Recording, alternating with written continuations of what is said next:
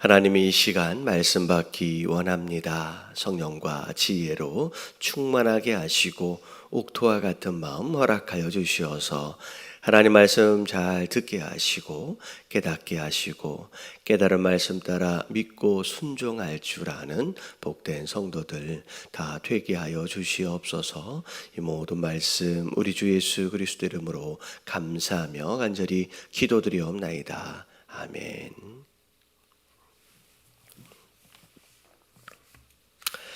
자, 오늘 말씀은 신명기 28장 58절서부터 68절까지 말씀입니다. 신명기 28장 58절서부터 68절까지 교독합니다. 내가 만일 이 책에 기록한 이 율법의 모든 말씀을 지켜 행하지 아니하고 내 하나님 여호와라 하는 영화롭고 두려운 이름을 경외하지 아니하면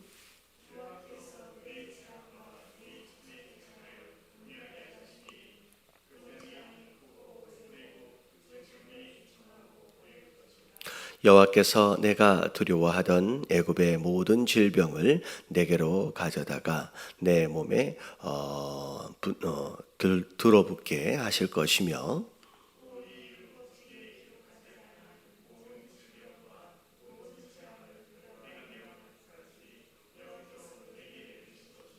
너희가 하늘의 별같이 많을지라도 내 하나님 여호와의 말씀을 청종하지 아니하므로 남은 자가 얼마 되지 못할 것이라.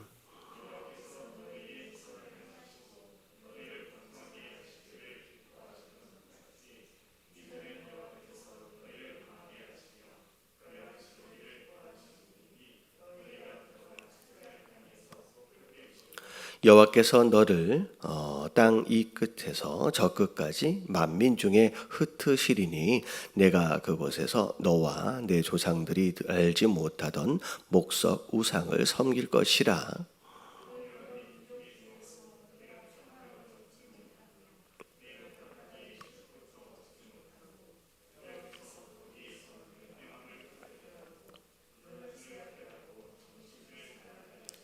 내 생명이 위험에 처하고 주야로 두려워하며 내 생명을 확신할 수 없을 것이라.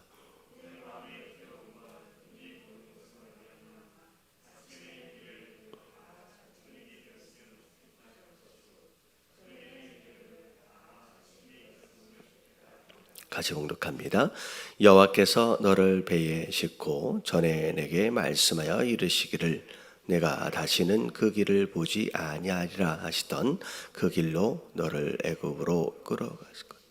거기서 너희가 너희의 몸을 적군에게 남녀 종으로 팔려 하나. 아멘.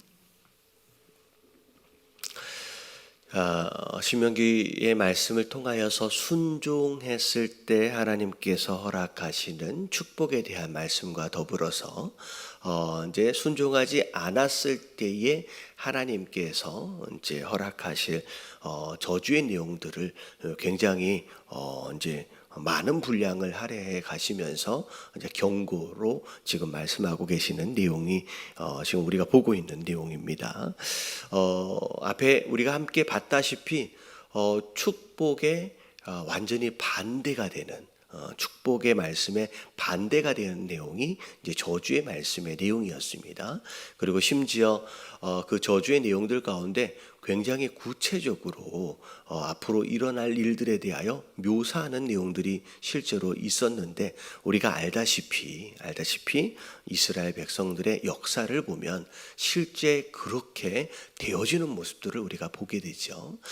어제 주일날 말씀을 통해서 잠깐 말씀드렸다시피 이 당시 이 경고의 메시지를 듣고 있던 그 당대의 그 이스라엘 사람들은 설마 우리가 그렇게까지 할까?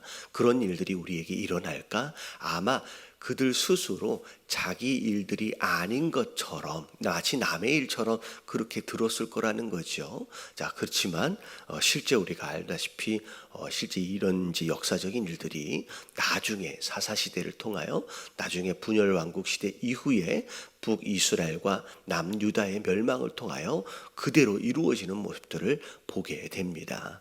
자, 우리가 이런 말씀들을 통하여서 이런 일들은 우리에게 일어나지 않을 거야 라고 남의 일처럼 들으면 안 된다 그러고 말씀을 드렸다시피 이런 경고의 메시지일수록 오히려 우리가 더 잘 듣고 내가 그러면 안 돼야지라고 어찌 보면 우리의 연약함과 우리의 죄악된 것들을 인정하고 더 겸손하게 이 말씀을 우리가 인정할 줄 알아야 된다라는 거죠. 자, 오늘 58절서부터도 비슷한 내용들이 쭉 이어지고 있는데 조금씩 이 표현을 달리해서 이제 저주의 내용들이 설명되어지고 있습니다. 자, 58절에 보니까 내가 만일 이 책에 기록한 율법의 모든 말씀을 지켜 행하지 아니하고, 하나님께서는 이스라엘 백성들이 정확하게 어떤 말씀에 순종해야 하는지를 알려주시기 위해서 기록하도록 하셨습니다. 그러니까 구전으로 누가 이제 말로 전해 내려오는 그런 내용이 아닌 확실하게 기록해서 그리고 앞에는 언약식을 할 때는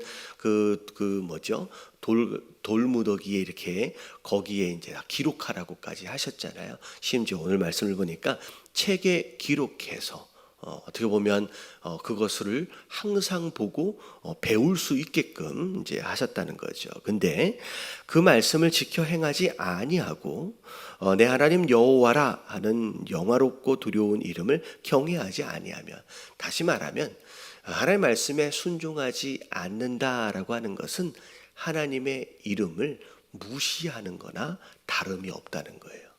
그래서 행하지 아니하고 영화롭고 두려운 그분의 이름을 경외하지 않는다 라고 한다면, 이렇게 같이 표현이 되잖아요. 자, 그리고 나서 여호와께서 자, 내게 재앙과 내 자손의 재앙을 극렬하게 하시리니, 사실 내가 순종을 하면 나뿐만 아니라 자손도 다 복을 받는다 그랬잖아요. 근데 내가 불순종하면 내 자손들까지도 내 불순종에 대한 영향을 받는다라는 거죠. 그러니까 내게 임하는 재앙, 그리고 내 자손들에게 임하는 그런 재앙들이 극렬해질 거라는 거죠. 그 재앙이 크고 그리고 오래되고 그리고 그 질병이 중하고 오래될 것이다 라고 자손 대대로 이어지게 될 영향까지도 말씀하고 계시는 거예요. 그래서 부모의 신앙생활이 자녀들에게 영향을 많이 미치게 됩니다.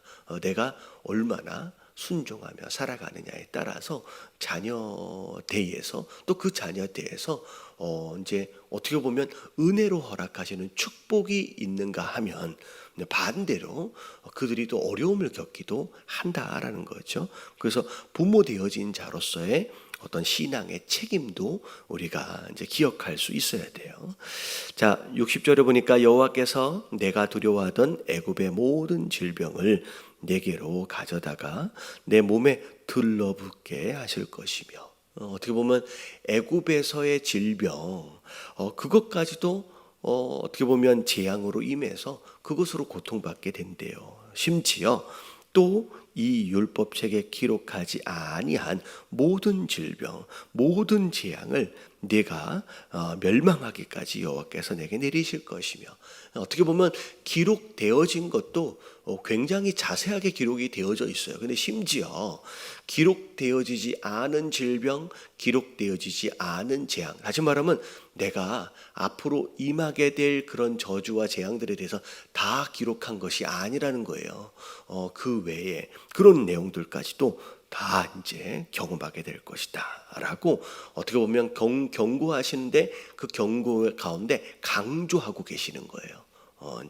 이제 62절에 보니까 자, 너희가 하늘의 별과 같이 많을지라도, 사실 하늘의 별과 같이 많다라고 하는 것은 하나님이 아브라함에게 허락하신 축복이었어요. 그 축복으로 인하여 가나안 땅에 들어간 것이고 그 축복하심으로 인하여 하늘의 별같이 많아진 거거든요. 근데 자, 말씀에 순종하지 아니하면 그 땅에서 축복으로 주신 그 땅에서 저주를 받고요. 그리고 주신 그 많은 별과 같은 그런 자손이 있음에도 불구하고 어떻게 된다고 말씀하시냐면 내 하나님 여호와의 말씀을 청종하지 아니하므로 남은 자가 얼마 되지 않을 것이다.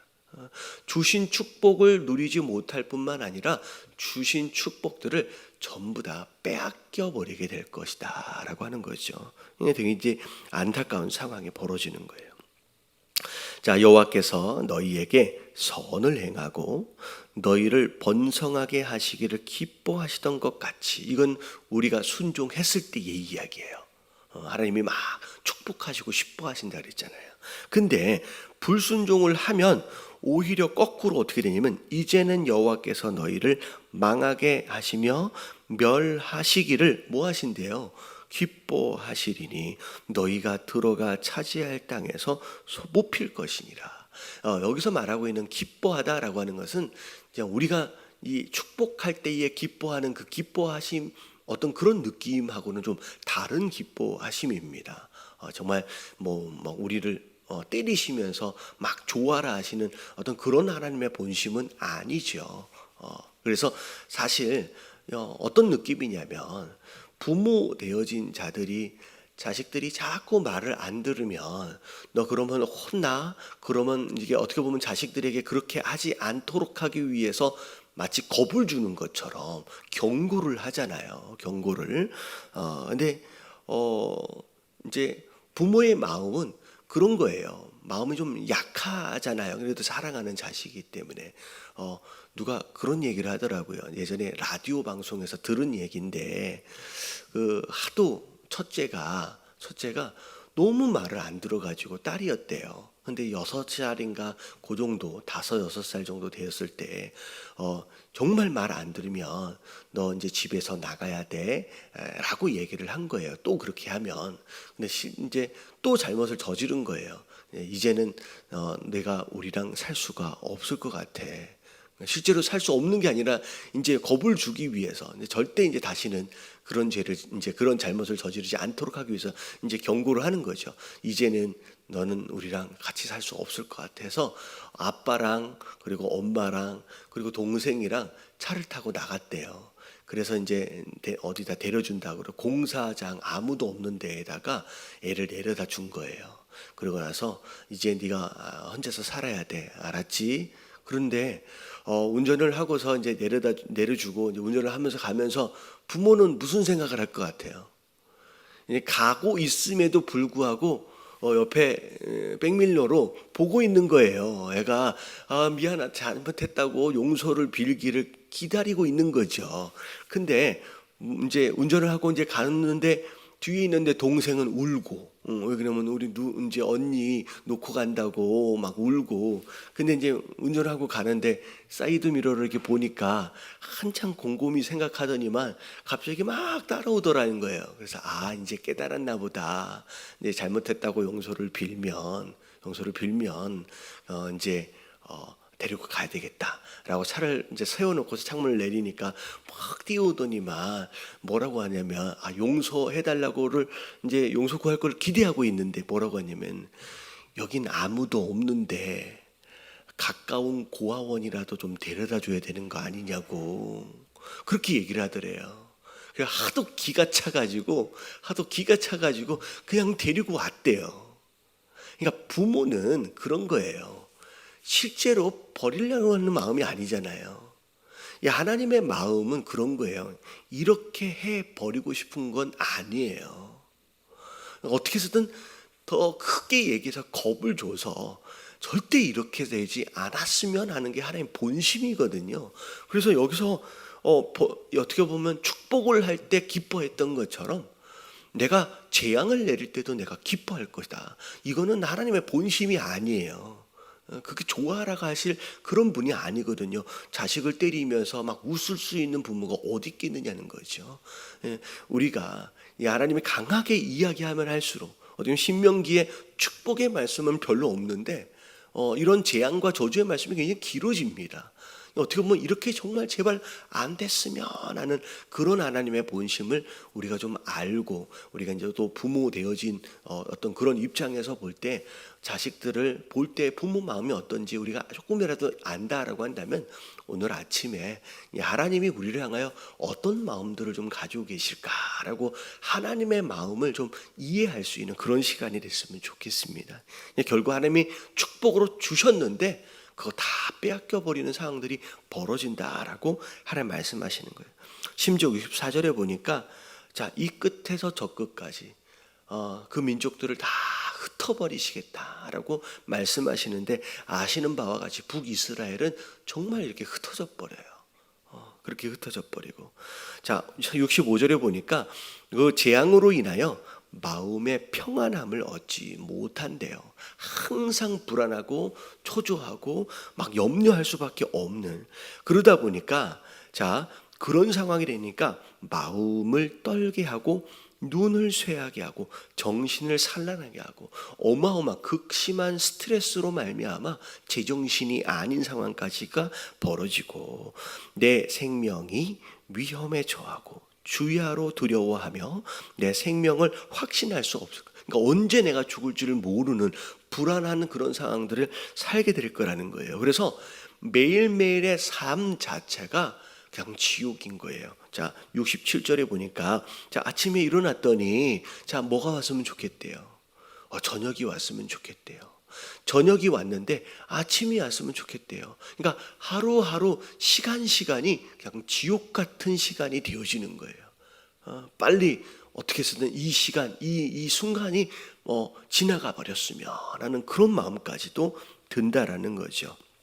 심지어 68절에 보니까 이제 어떻게 보면 어떻게 돼요? 너를 배에 싣고 전에 내게 말씀하여 이르시기를 네가 다시는 그 길을 보지 못하리라 하시던 그 길로 너를 애굽으로 끌고 가실 것이라. 거기서 너희가 너희 몸을 적군에게 남녀 종으로 팔려 하나 너희를 살 자가 없으리라. 어떻게 보면 종으로 팔려지지도 않는, 누구도 받아주지 않는 그런 어떤 그런 민족이 되어버릴 것이다라고 말씀하시는 거예요. 가장 중요한 개념일 것 같아요. 순종하지 않는다라고 하는 것은 그냥 내 마음대로 살겠다는 거였어요. 무슨 얘기인지 아시겠죠? 순종한다라고 하는 것은 하나님의 뜻을 따라 살겠다는 것이고요. 순종하지 않는다는 것은 내 마음대로 살겠다는 거예요. 근데 결국 내 마음대로 살겠다라고 해서 불순종했던 그 결과는 뭐냐면 내 마음대로 살 수 있어요, 없어요? 오히려 내 마음대로 더 못 사는 거예요. 포로로 끌려가고 종으로 끌려가고. 그러니까 어떻게 보면 막연하게 우리 인생들이 추구하는 자유라는 게 있어요. 어찌 보면 탕자가 아버지 집을 떠나면 내 마음대로 살 것 같잖아요. 그러면 거기에는 자유로움이 있고 내 마음대로 살 것 같은 어떤 환상이 있는 거예요.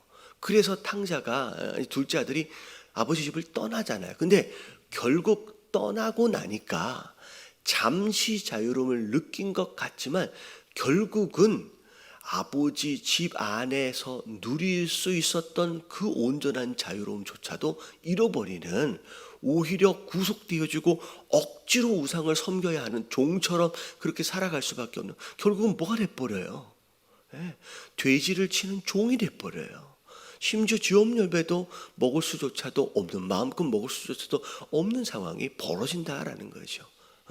에덴 동산에서 어찌 보면 선악과 그걸 따먹는다라고 하는 것은 어떻게 보면 하나님이 정해주신 딱 그 울타리 밖을 넘어가고 싶은 거예요.